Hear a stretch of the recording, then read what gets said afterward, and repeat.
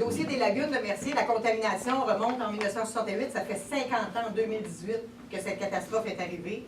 Et ça fait 25 ans aujourd'hui que moi, je m'implique dans le dossier de cette contamination-là, lorsqu'il y a eu les audiences du BAP en 1994.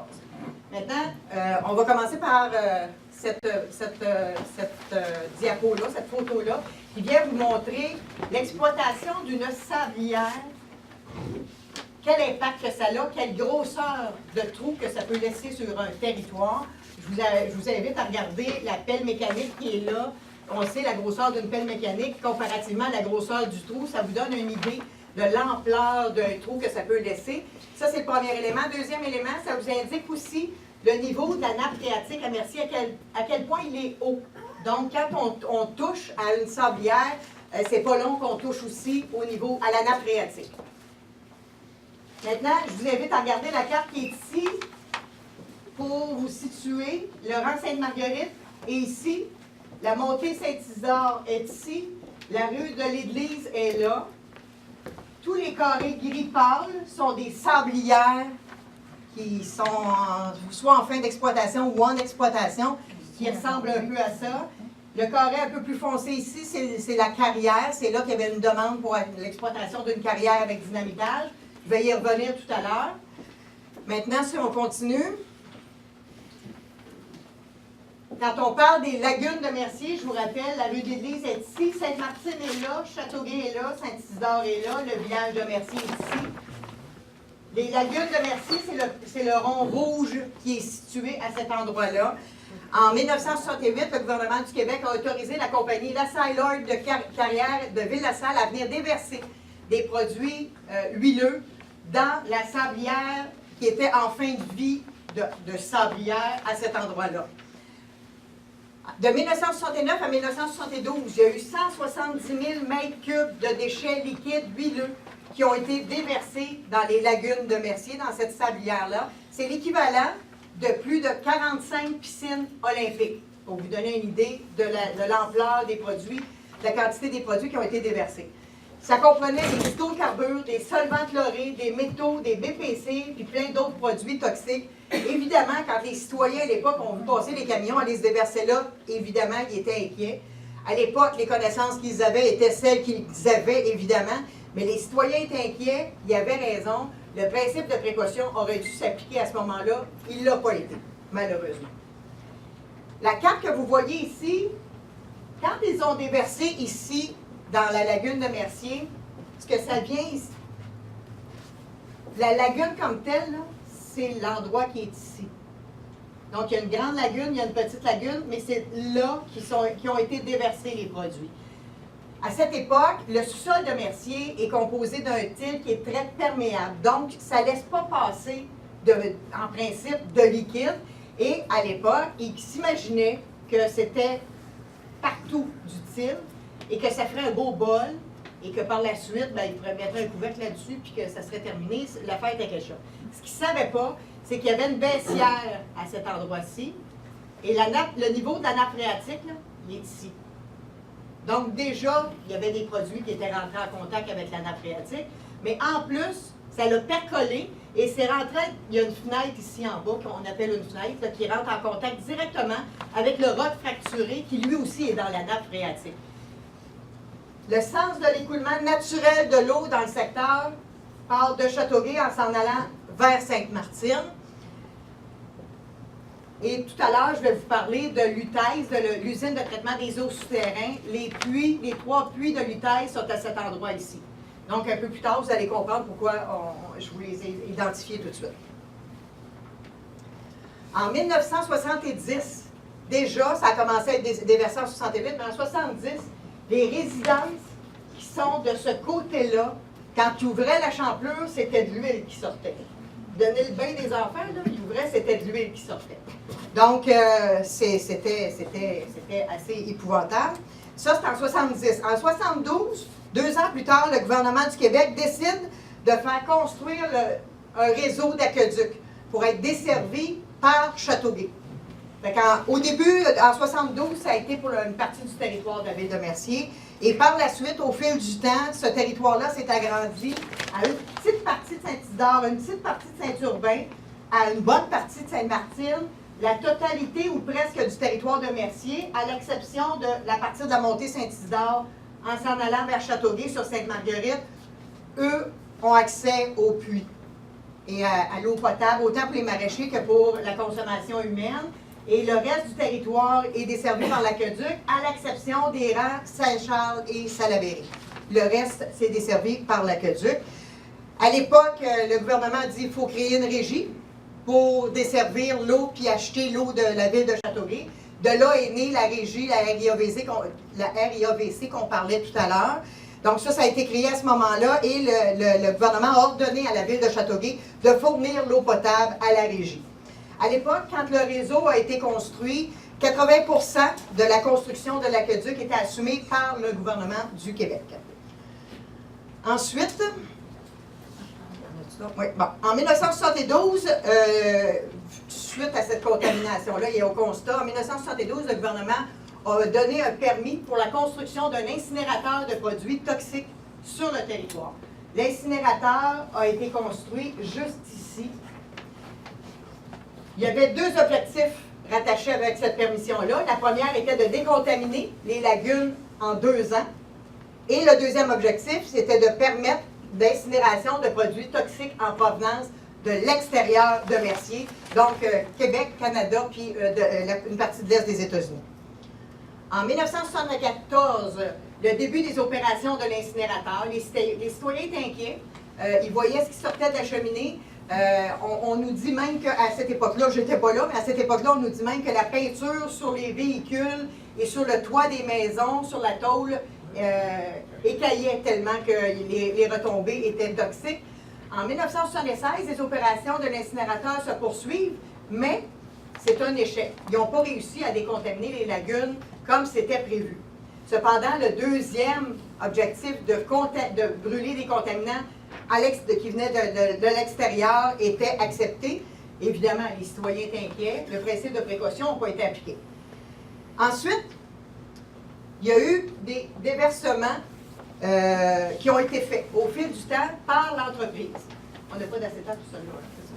Okay, donc, il y a eu des déversements, la fréquence des déversements est inconnue, la nature des produits est inconnue, la quantité des produits était aussi inconnue. Il y a aussi une canalisation qui existait entre l'incinérateur et les lagunes qui a été comme renversée et que ce qui n'était pas capable d'incinérer, il l'envoyait par le biais de cette canalisation-là dans les lagunes. Donc, ça a juste amplifié le problème, mais à ce moment-là, c'était fait à l'insu des autorités. C'était fait vraiment... Donc, en 1982, le gouvernement du Québec constate que c'est une catastrophe épouvantable. Après avoir construit l'aqueduc, décide d'adopter un règlement sur le captage des eaux souterraines de la région de Mercier. Donc, il y a une zone de 315 km² qui est une zone contrôlée. Avant de faire un puits, on doit demander l'autorisation du ministère et un paquet de critères doivent être rencontrés. 315 km², ça représente le territoire de Mercier, Sainte-Martine, Saint-Urbain, Saint-Rémy, Saint-Isidore. Ça, on est en 82. Et il y a une zone d'interdiction de prélèvement total de 4,7 km². Ça, c'est le règlement de 1982. Par la suite à l'échec de la décontamination par l'incinérateur, en 1983, le gouvernement décide de construire une usine de traitement des eaux souterrains. Cette usine a comme objectif de décontaminer la nappe phréatique en 5 ans. Et ça représente la construction d'un bâtiment, plus 3 puits. Et ça, c'est le point bleu qu'on retrouve juste ici.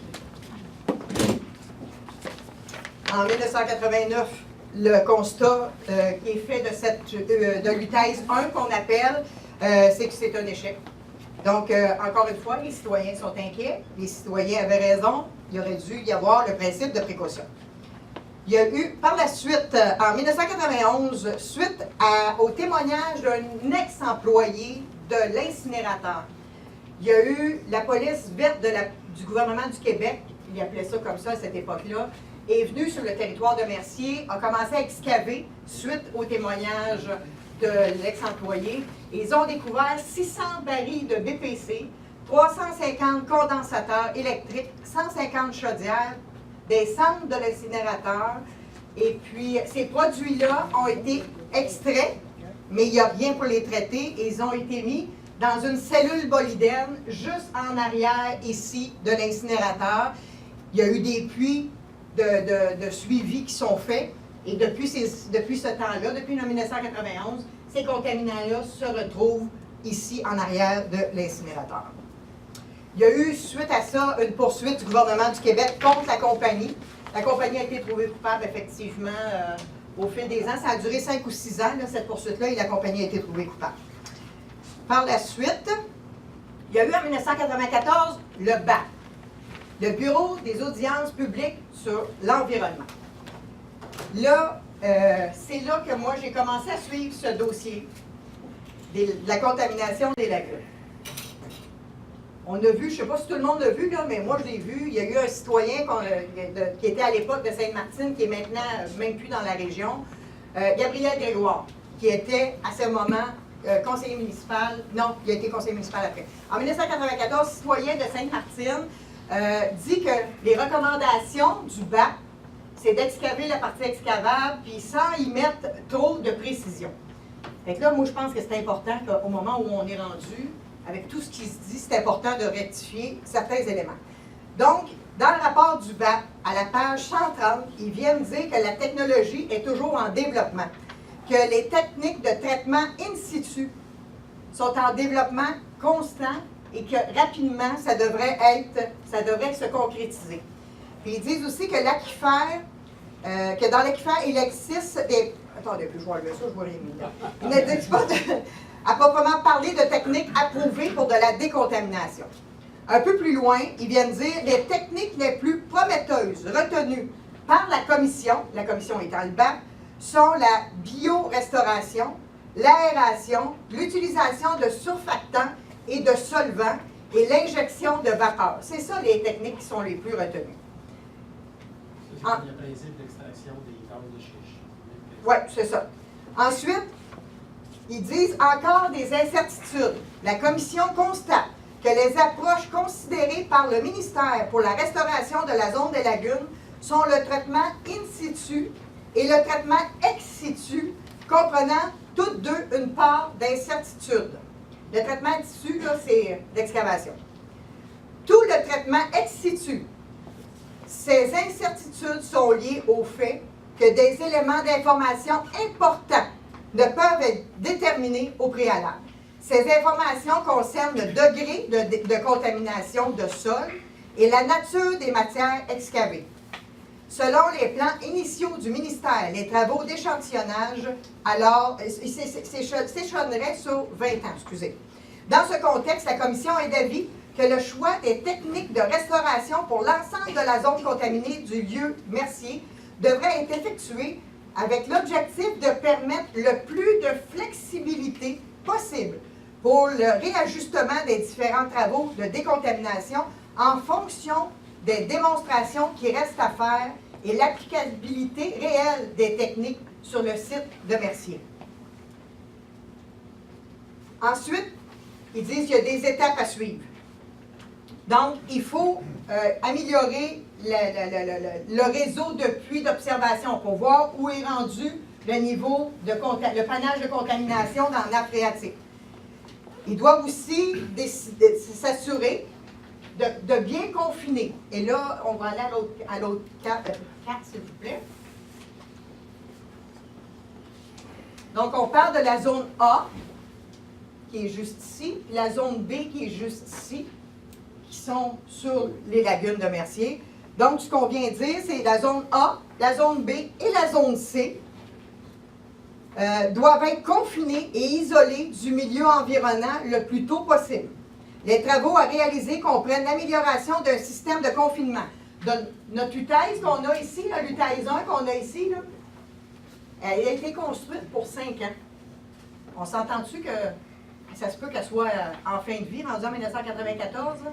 Donc, ce que le ministère dit, ce que la commission dit, c'est qu'il faut absolument optimiser cette méthode de confinement-là et ceinturer par un mur de béton les zones A, B et C pour s'assurer que la contamination ne va pas s'étendre. Par la suite, l'enlèvement des contaminants les plus accessibles pourrait alors être fait par l'excavation. Mais on s'entend qu'il y en a toutes, il y a plusieurs étapes qui doivent être faites avant d'en arriver là. Et là, on parle de 1994, on est en 2018. Ensuite, des projets de recherche et de développement devraient être mis en œuvre dans le but de choisir, parmi l'ensemble des techniques prometteuses déjà identifiées, celle dont l'applicabilité à Mercier sera le plus favorable sur le plan technique, économique et social. Mais en 1994, quand on vient nous crier au micro là, que c'était d'excaver la partie excavable, il y a beaucoup de bémols à venir y apporter. Et ça vaudrait la peine qu'on ressorte que M. Grégoire ressorte le rapport du BAP qui prend le temps de le lire. Par la suite,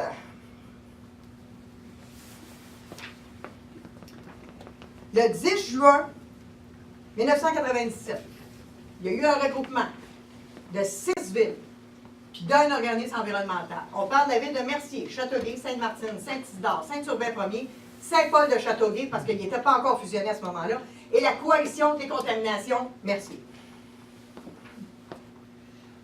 Ici, c'est la résolution où on retrouve le nom de ces villes-là exactement.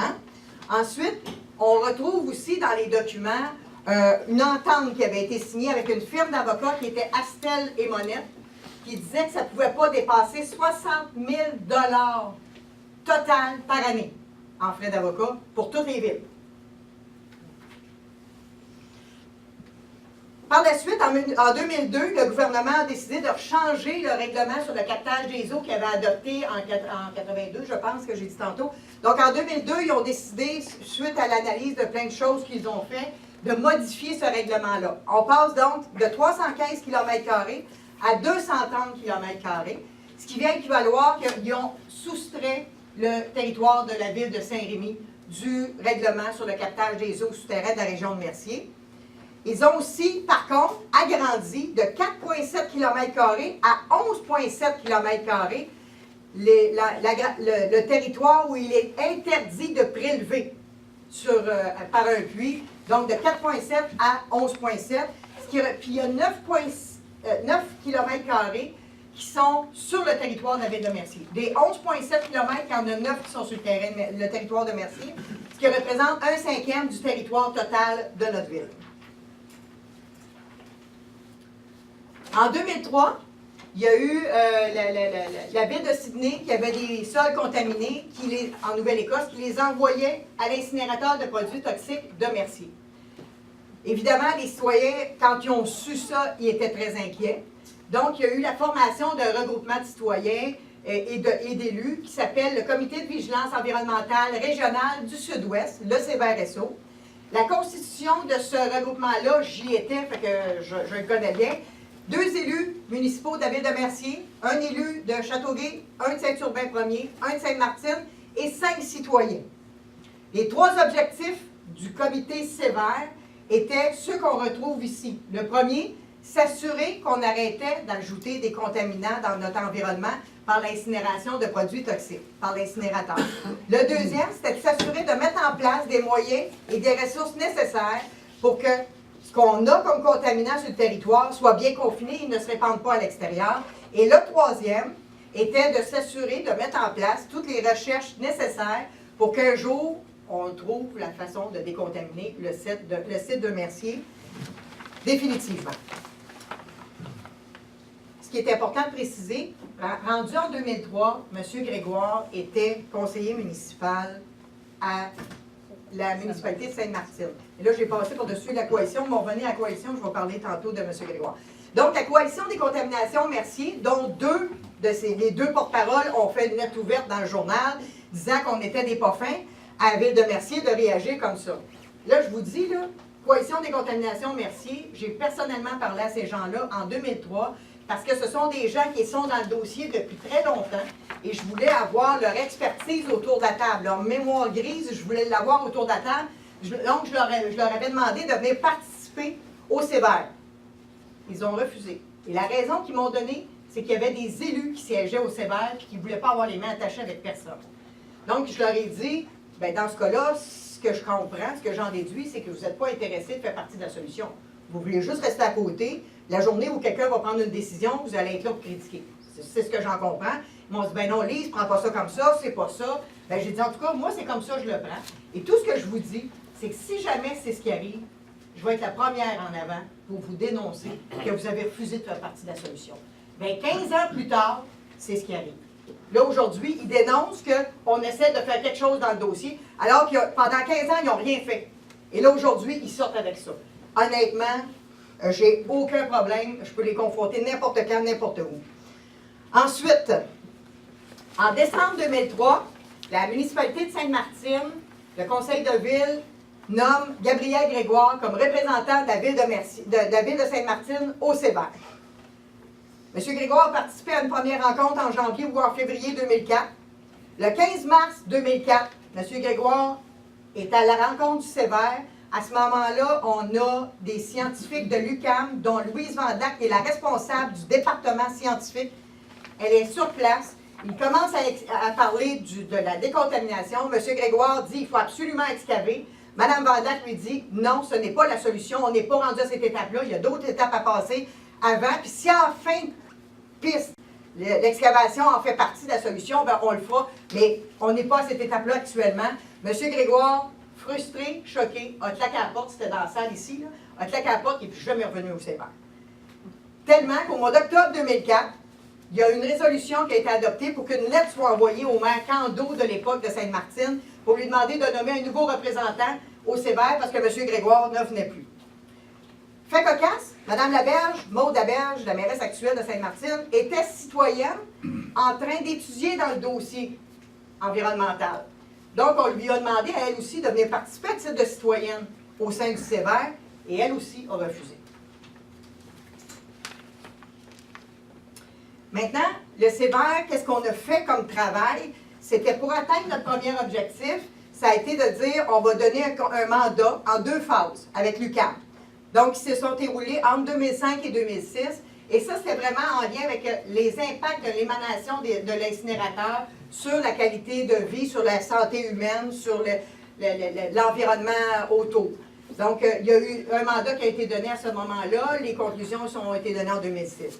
Ensuite, on a fait un avec l'INRS, qui est l'Institut national de recherche en santé, 2007 à 2008, pour la contamination en général, puis pour l'élaboration d'un centre de recherche.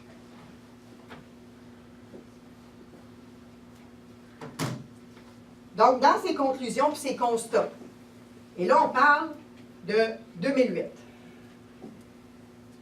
Les substances chimiques à l'origine de la problématique de Mercier sont dans l'ensemble connues. Cependant, les étendues, comme leur transformation au contact de composés organiques et inorganiques, n'est pas connue. Fait qu'on peut, ce qu'on nous a expliqué à ce moment-là, on connaît, il y a des BPC, il y a du chlorure de vinyle, mais il n'y a personne qui est capable de dire, après tant d'années, ces produits-là ensemble, ça a le produit quel contaminant? Ça se transforme dans le temps. Il n'y a personne aujourd'hui qui est capable de nous dire qu'est-ce qui s'est produit avec la chimie de tous ces produits-là ensemble.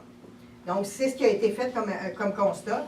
Et je vous dirais, dans les recommandations qui sont faites, là, je vais le faire rapidement, il y en a 6 que c'est de la caractérisation qu'il faut faire avant de faire quoi que ce soit sur ce site. Le 5e constat, c'est qu'il n'existe aucune donnée relative à la contamination des sols, sauf celle extrapolée lors des événements de piézomètre. Encore une fois, on parle de caractérisation. Il faut faire plein de caractérisations avant de faire quoi que ce soit sur ce site qui est extrêmement contaminé, qui est l'une des pires catastrophes environnementales en Amérique du Nord. Ensuite, on a l'étude, un mandat qui a été donné à un regroupement de scientifiques pour élaborer encore plus en profondeur la chaire de recherche qui pourrait travailler sur le site de Mercier.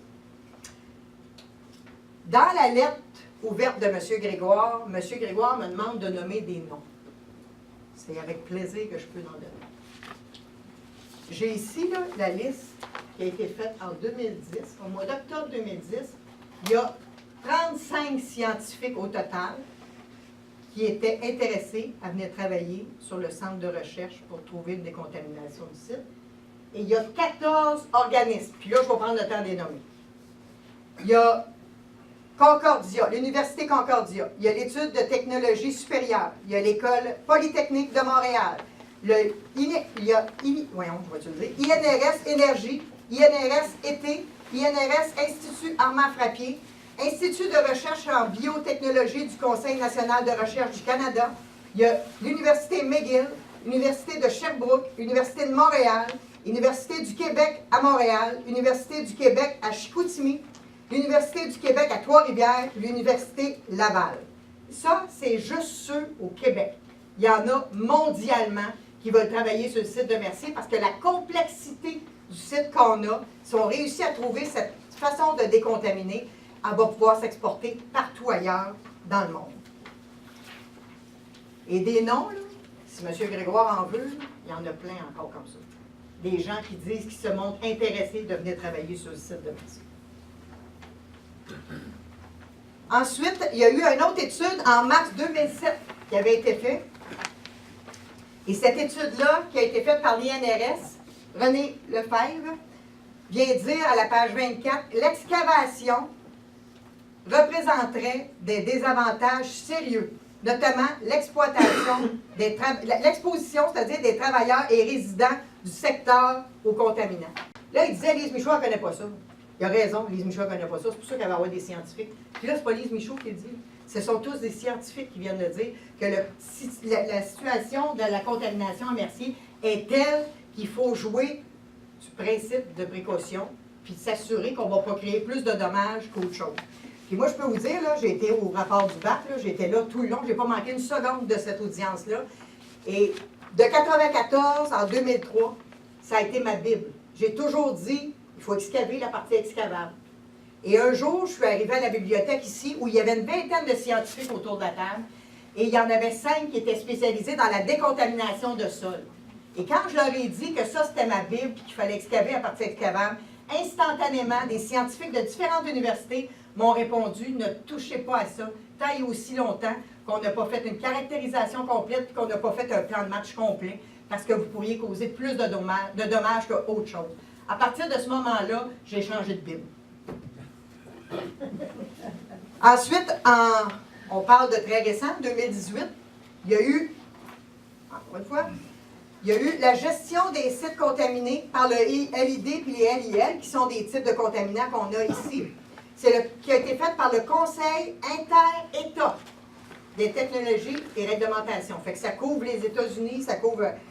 Et là-dedans, encore une fois, ils viennent nous dire, concernant la sécurité, que l'excavation est un moyen dangereux pour les travailleurs exposés aux contaminants et c'est aussi dangereux pour les gens qui sont autour du site.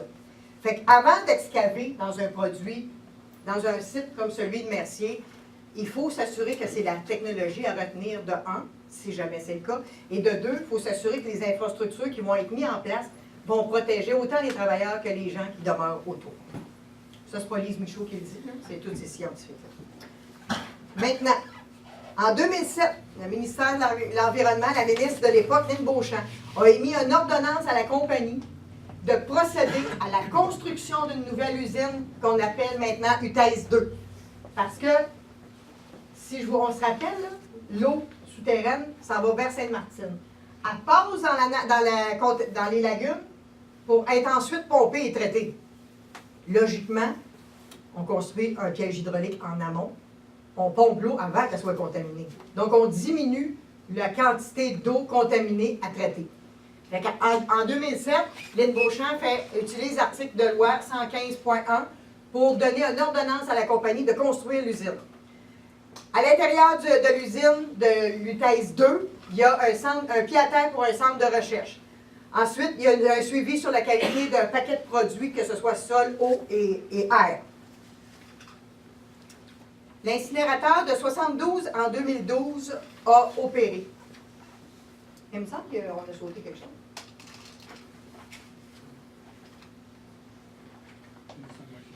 OK. Hein? OK. Donc, à la suite donc, l'incinérateur a fonctionné pendant 40 ans. Et dans les études qu'on vous disait tantôt avec l'UQAM, il était entre autres démontré que les dioxines et furanes, qui sont des produits extrêmement cancérigènes, 80% des dioxines et furanes émis par l'incinérateur au Canada étaient émis par l'incinérateur de Mercier. 80% des dioxines et furanes au Canada étaient émis par l'incinérateur de Mercier. À la suite des représentants, ce que les scientifiques nous avaient dit, le règlement, la loi sur les émanations dans l'air et le règlement sont tellement vieux au Québec, ça fait plus de 30 ans. Tous les produits partout dans le monde ou partout dans la région ici avec les États-Unis, les envoient incinérés à Mercier parce qu'ailleurs, la réglementation est plus sévère et ils ne pourraient pas le faire. Donc, il y a eu des représentations qui ont été faites par les scientifiques et par le sévère auprès du gouvernement pour qu'ils changent les normes, parce que ça faisait 30 ans qu'ils n'avaient pas été changés. Donc, en 2012, en 2010 ou 2011, il y a un nouveau règlement qui a été adopté. En 2012, l'incinérateur a arrêté de fonctionner puisque les investissements pour mettre aux normes l'incinérateur étaient trop élevés et ils ont décidé d'arrêter les opérations. En 2014, l'entreprise a fait une demande à la Ville de Mercier pour un certificat de conformité à la Ville pour redémarrer l'incinérateur. Là, c'est tout pourri là-dedans, c'est tout... Et en dessous, ils demandaient aussi un changement de zonage afin d'autoriser l'utilisation d'entreposage et de transbordement de produits toxiques. Donc, ils voulaient entreposer, d'en transborder, puis après ça, les emmener à l'extérieur. Ces deux demandes ont été non conformes à la Ville de Mercier. Ensuite, en 2011, le 18 janvier 2011, la Ville de Mercier a fait une entente avec 3 villes. Mercier, Sainte-Martine, Châteauguay. On se rappelle qu'en 1997, il y avait 6 municipalités. Là, en 2011, là, on est rendu à 3 municipalités. On accuse Mercier de ne pas avoir invité Saint-Isidore et Saint-Urbain. On nous accuse, nous autres, actuellement, d'avoir fait ça. Pas nous autres, c'est en 2012, ça s'est fait en 2011, où les municipalités, les autres municipalités n'étaient plus dans le décor. Il y avait juste Sainte-Martine, Mercier puis Châteauguay. Et là, ils ont décidé de faire une poursuite envers le gouvernement et la compagnie. Et là, ils ont dit, l'évaluation, c'est 300 000 $ par municipalité. Puis, la Ville de Mercier a fait un règlement d'emprunt sur 5 ans pour payer les frais d'avocat. En mai 2011, le gouvernement du Québec dit, on a négocié, ils ont négocié. Le sévère aussi a été impliqué à ce moment-là, j'étais là. Et il avait fait une entente avec la compagnie, les 3 municipalités et le gouvernement pour dire, on va prévoir la construction de nouvelles UTAIS, l'UTAIS 2. À l'intérieur, on va y mettre le pied à terre. Pendant 20 ans, la compagnie va assumer les frais d'opération de cette UTAIS 2-là. On va créer un fonds dans lequel la compagnie va mettre des sous dedans. Tout ça, là, a été mis dans une entente hors cours et les 3 municipalités ont décidé de refuser, unilatéralement. Ils n'ont pas consulté la Ville de Saint-Urbain, ils n'ont pas consulté la Ville de Saint-Isidore, ils n'ont pas consulté les citoyens. Je faisais partie du regroupement des citoyens. Nous, on trouvait que finalement, il se passait quelque chose sur le site. Ils ont refusé tout ça du revers de la main.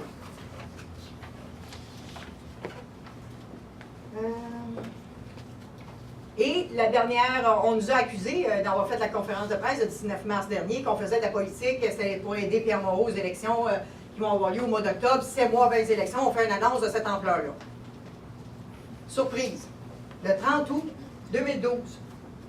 Je vous rappelle, là, tantôt on parle du mois de mai 2011, où les villes ont refusé l'entente. Le 30 août 2012, il y a une conférence de presse qui est faite par la ville de Châteauguay, Mercier et Sainte-Martine sur le site des Lagunes, 4 jours avant les élections. 5 jours avant les élections. Les élections étaient le 4 septembre. Puis on fait la conférence de presse le 30 août pour dénoncer l'inactivité de Pierre Moreau puis de son gouvernement. Puis on vient nous dire aujourd'hui que nous, 7 mois avant, on a fait de la politique avec ce dossier-là, alors que ça fait 25 ans qu'on travaille dessus et qu'on essaie d'avoir ça. Fait qu'on voit la photo ici, là. Il y a juste Mme Simon, M. Lambert et Mme Laberge.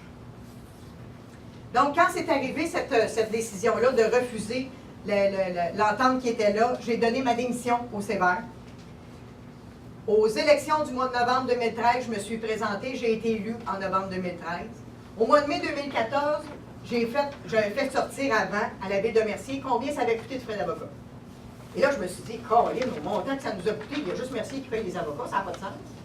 Fait que j'ai demandé par le droit d'accès à l'information à Sainte-Martine et à Châteauguay de nous envoyer les factures. Mais curieusement, eux autres aussi n'avaient payé. Pour 700 000 environ de frais d'avocat qu'ils avaient payés, juste pour faire l'historique du dossier, puis déposer une requête introductive d'instance. Juste pour ça, ça a coûté 700 000 $. Et parallèlement à ça, pour préparer la conférence de presse puis tout ce dossier-là, là, pour la ville de Mercier uniquement, ça a coûté 35 500 $ en frais de communication d'une firme qu'ils ont embauchée pour faire la conférence de presse sur le dossier des lagunes. Fait qu'ici, c'est le montant, qu'est-ce que ça a coûté à la ville de Mercier. Ça, c'est les honoraires de frais d'avocat. On est à 684 000, mais vous remarquerez qu'à la ville de Châteauguay, il y a certaines factures qui nous manquaient là. Fait que donc, on a fait un chiffron à 700 000, on n'est pas loin. Ça devait, on se rappelle, c'était 300 000 par municipalité qui s'était entendu pour les frais d'avocat, donc ça aurait dû être 900 000. Mais quand on a vu cet ampleur-là, nous, on a décidé de dire, on arrête ça. On va commencer par regarder et analyser la situation. Donc, M. Chalifou et moi, on décide de rencontrer la mairesse de Châteauguay avec son directeur général, la mairesse de Sainte-Martine avec son directeur général, et on les informe à ce moment-là qu'on veut suspendre les poursuites parce que ça n'a aucun sens, les frais d'avocat que ça a coûté, puis on va aller faire une tentative de négocier hors cours, qu'on en arrive à arrêter de dépenser des frais d'avocat, puis qu'on commence à s'occuper de la victime, qui est notre environnement, qui est notre région, qui est tout ça. Châteauguay, à ce moment-là, a dit, ben nous, on est là en support, fait qu'on va vous suivre. La municipalité de Sainte-Martine, Maud Laberge, a dit, ben laissez-moi y réfléchir, dans 3 semaines, 1 mois, je vais vous revenir. Et jamais rien. Donc, nous, on n'a pas attendu, on a continué à négocier. Le résultat de nos négociations, c'est ce qui a été annoncé le 19 mars dernier. Je vais vous inviter à écouter la petite vidéo qu'on a ici. Vous allez voir, c'est intéressant. Sauf que pendant qu'on chicane, les huiles, eux autres, c'est pas parce qu'on est en les humains sont en chicane en haut qu'on est devant un tribunal que les huiles n'arrêtent pas d'avancer. Les dédales juridiques, ce qu'ils ont foutu, c'est qu'ils ont permis à la contamination toxique d'avancer vers Sainte-Martine. Les huiles ont atteint les maisons en face, tout en face de nous ici. Les céleris, les crucifères, les oignons que vous mangez viennent de la belle région de Napierville, Sainte-Clotilde, Saint-Rémy, Saint-Eustache. On est le jardin du Québec ici avec Ville-Mercier et Sainte-Martine. Après 25 ans, là, je ne veux plus savoir qui est le coupable. Je veux juste m'occuper de la victime. Puis la victime, c'est notre sous-sol. La victime, c'est nos terres, c'est nos enfants, c'est la santé. J'ai toujours espéré qu'on dise, faites ça à l'amiable. Arrêtez d'engraisser les avocats, les firmes d'avocats sur le dossier de Ville-Mercier. Arrêtez de perdre l'argent des contribuables. On a assez perdu d'argent là-dedans. Nettoyons. Et voilà. C'est clair. J'ai compris le message. C'est ce qu'on a fait. Donc, je reviens au dossier de la carrière qui est ici. La ville de Mercier, on a dit, c'est inacceptable. On ne peut pas laisser arriver une telle catastrophe sur notre territoire. C'est une bombe environnementale à retardement. On a fait plein d'études, plein de choses. On a fait embaucher des avocats spécialisés. On est allé. Mais ça, là, on parle de la nappe phréatique. 2,2 km des lagunes. Le pompage de cette nappe-là, ici, là, avait un impact à 4 km. Donc, ça avait un impact sur les lagunes. Ça avait un impact aussi parce qu'on a les puits de Saint-Isidore qui alimentent la municipalité de Saint-Isidore. Puis, on a le site d'enfouissement Sambeau qui est désaffecté ici, qui est hautement contaminé. En venant pomper ici, là, la contamination qui est ici, on changeait le sens d'écoulement de la nappe phréatique. Ça s'en venait vers ici. Ça contaminait les puits de Saint-Isidore. Ça contaminait les puits des gens qui utilisent actuellement leurs puits. Et ça venait amener la contamination ici. Puis là, on se rappelle là, que le sens d'écoulement de la nappe phréatique naturelle, c'est vers là-bas. Fait que ça a un impact de facto sur la contamination qui s'en irait à Sainte-Martine si ce produit-là, si ce projet-là était accepté sur le territoire de la ville de Mercier. On a fait une intervention auprès de Sainte-Martine leur demandant de venir appuyer la ville de Mercier dans ce dossier auprès de la CPTAQ. On n'a eu aucune réponse. Donc, le 19 mars dernier, il y a eu une annonce de fait avec le ministère de l'Environnement, avec Pierre Moreau. La première annonce, là, c'est qu'ils prennent en charge le site. C'est du jamais vu, là. Ça fait des années que les environnementalistes demandent, si la compagnie ne fait pas les travaux, prenez ce que la loi vous permet, faites les travaux, poursuivez par la suite la compagnie, mais au moins, on s'est occupé de la contamination. Là, ce qui a été annoncé le 19 mars, c'est ça. Ils prennent l'article de loi qui avait été déposé, l'ordonnance qui avait été déposée en 2007 est encore valide, c'est ce qu'ils utilisent et qu'ils mettent en application aujourd'hui. Donc, ils prennent en charge le site. Ils font la construction d'un nouveau piège hydraulique. Et cette fois-ci, le piège hydraulique, si on voit l'autre carte, le piège hydraulique, de la façon qu'ils veulent le faire, en amont, 2 puits, sur le site directement un autre puits, et un puits un peu plus loin. Excusez. Et un autre puits un peu plus loin, ce qui va permettre de diminuer la quantité d'eau pompée, donc la quantité d'eau aussi à traiter, et on parle de 2018, là. Elle, on parle de 82. C'est plus la même technologie, donc ça va être beaucoup plus performant en termes d'usine pour confiner la nappe phréatique pour éviter qu'elle se répande ailleurs. Ensuite, à l'intérieur de ce bâtiment-là, qu'il va y avoir pour les puits et tout, il va y avoir un pied à terre pour un centre de recherche. Les scientifiques aujourd'hui, là, c'est peu des briques et du béton qu'ils ont besoin. Ce qu'ils ont besoin avec tout ce qu'on a comme réseau virtuel, ce sont d'avoir accès au site, c'est d'avoir accès à un minimum d'installations qui va leur permettre de faire des échantillonnages et de partir avec ces échantillons-là, puis s'en aller dans leur laboratoire. Ils ont tous des laboratoires maintenant spécialisés. Ils n'ont pas tous les instruments dans un laboratoire. Ils se sont spécialisés chacun dans leur laboratoire. Ils vont prendre ces produits-là, ils vont aller en laboratoire, ils vont faire des tests, et par la suite, le site qui est là va pouvoir servir de projet pilote. L'essayer en laboratoire, ça fonctionne. On va venir l'essayer sur le site concrètement pour voir la réaction sur un naturel de site, voir si ça fonctionne. Donc, ça nous permet d'avoir des recherches comme on veut depuis des années. Même le BAP en 1994, c'est ce qu'il disait. Ça va permettre à la Ville de Mercier, moi j'ai toujours comme principe, quand il y a quelque chose de négatif, il faut essayer de trouver une façon de le rendre positif. Comment on fait? On a travaillé pendant des années à essayer de trouver la meilleure façon. Et ce cas-là, la seule façon de rendre ce site-là positif pour Mercier, c'est de devenir une vitrine au niveau mondial sur la décontamination de sites comme celui-là. Ensuite, ils ont aussi annoncé la création d'un comité de suivi sur lequel il y a 3 représentants de la municipalité de Châteauguay, parce que Châteauguay fournit l'eau à la régie, et Châteauguay sont inquiets par les rejets qui sont faits dans la rivière Châteauguay. Leurs puits sont là. Donc, ils sont inquiets, ils ont demandé de faire partie du comité, et le gouvernement a accepté de les mettre dans ce comité-là. Ils vont avoir 3 personnes de nommées de la ville de Châteauguay, 3 personnes de la ville de Mercier, évidemment, parce que c'est chez nous, puis il faut suivre ça de proche. Il va y avoir des gens du ministère, il va y avoir des scientifiques et tout sur le comité de suivi. Il y a aussi un engagement de procéder à la décontamination lorsque la technologie sera trouvée. Ils ont aussi cet engagement-là. Puis, parallèlement à ça, contrairement à ce qui a été dit dans les lettres, le ministère va continuer à poursuivre la compagnie pour aller récupérer les sommes d'argent que ça va les avoir coûté. Fait que ça, c'est l'annonce qui a été faite le 19 mars dernier. Je suis particulièrement fière parce que ça fait 25 ans que je suis ce dossier-là. Ça fait 25 ans qu'on souhaite trouver qu'il y ait des avancées, qu'on arrête de dépenser de l'argent dans des frais d'avocat, qu'on commence à avoir des avancées. Finalement, on a une avancée. C'est une annonce historique. Peu importe ce qu'ils peuvent en dire, là, les opposants, parce qu'en passant, ce même pas des gens qui restent dans la région. Là. Michel Préville, Michel Beaupré, Gabriel Grégoire, ça ne reste même pas dans la région. Fait que, avant de venir dire aux citoyens de Mercier qu'il faut continuer à payer pour des frais d'avocat, puis de ne pas s'occuper de la contamination, là, je pense qu'on est assez grand pour prendre nos décisions tout seul à Mercier. On va s'en occuper.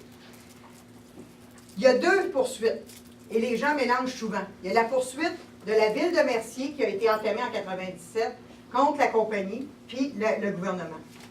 La ville de Mercier, ce qu'on dit, c'est si on a notre protocole d'entente hors cours de signer, la ville de Mercier va retirer sa poursuite. Parce que finalement, on s'occupe du problème.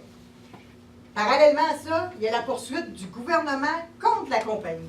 Celle-là continue, parce qu'ils vont aller récupérer les sommes d'argent qu'ils vont avoir investies sur le site pour faire ces installations-là. Donc, ça va représenter une nouvelle usine à la fine pointe de la technologie. Mais Sainte-Martine nous accuse de faire cavalier seul. Je rappelle, là, on est 3. Châteauguay, Mercier, Sainte-Martine. Châteauguay puis Mercier, on est d'accord. C'est qui fait cavalier seul? Je pense que de poser la question, c'est d'y répondre. Puis Sainte-Martine, s'ils veulent poursuivre, ils ont le droit. Un conseil de ville, c'est souverain. Mercier, on a le droit de décider. Sainte-Martine a le droit de décider. Puis je peux vous garantir que le conseil de ville de Mercier n'ira pas dire à Sainte-Martine quoi faire, mais on n'acceptera pas non plus que Sainte-Martine vienne nous dire quoi faire. En terminant, on nous accuse d'être de connivence avec le Parti libéral et avec Pierre Moreau. Ben moi, je vais vous dire là-dessus là, que je suis fière en tabarouette. Parce que notre devoir à nous, là, en tant qu'élus municipaux, c'est pas d'essayer de défendre nos intérêts personnels. C'est pas d'essayer de défendre nos allégeances politiques personnelles. On a été élus pour travailler avec des gens qui, eux aussi, ont été élus démocratiquement par les citoyens de la région. Notre devoir à nous, c'est de travailler avec ce monde-là pour faire avancer les dossiers de la ville de Mercier au meilleur de notre connaissance. Puis c'est ce qu'on fait. Puis on doit le faire bien, puisqu'ils ont l'impression qu'on travaille de connivence avec quelqu'un. Nous, on va travailler avec qui les citoyens vont avoir décidé d'élire démocratiquement. C'est ce qu'on a fait depuis qu'on est là, puis c'est ce qu'on va continuer à faire. Puis quand on me dit qu'on fait quand on me fait ces accusations-là, bien moi, je le prends comme une fleur. Ça veut dire qu'on fait notre job comme il faut.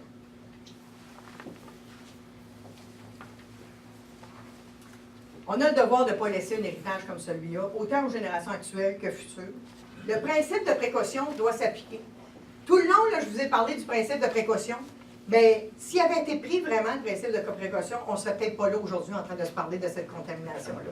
Et aujourd'hui, le principe de précaution, pour moi, il s'applique en ayant des scientifiques indépendants, pas les scientifiques du gouvernement, qui ont peut-être une décision haute à prendre parce qu'il y a une question d'argent ou quoi que ce soit, pas des scientifiques d'une compagnie privée, non.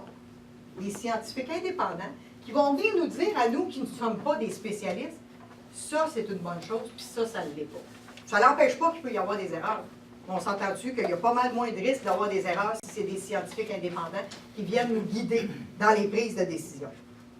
Il est temps qu'on s'occupe de la victime, qui est notre région, notre environnement et tout. Puis, on m'a accusé d'être juste la mairesse de Mercier. Mais moi, je réponds à ça. Je suis la mairesse de Mercier et je l'assume. Puis je vais l'assumer tant et aussi longtemps que les citoyens de Mercier voudront bien que je l'assume. Ce n'est pas quelqu'un de l'extérieur qui va venir nous le dire. Fait que ça complète. Puis si vous avez des questions ou quoi que ce soit, ça va me faire plaisir d'y répondre, soit au micro ou par la suite en rencontre individuelle. Merci beaucoup.